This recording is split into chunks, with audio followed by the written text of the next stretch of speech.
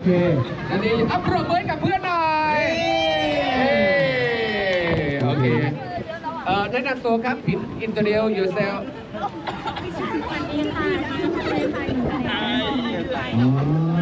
คุณเตยอยู่แผนกบัญชี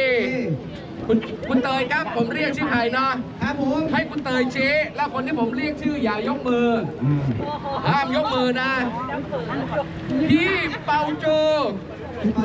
คุณเปาโจคนไหนครับพี่เตี้ยคนไหนพี่เต้ยไม่ได้ยกมือขอไป ห้ามยกมือนะห้ามยกมือ พี่เตี้ยขอไปมีตาหามีแววไหมเอาคะแนน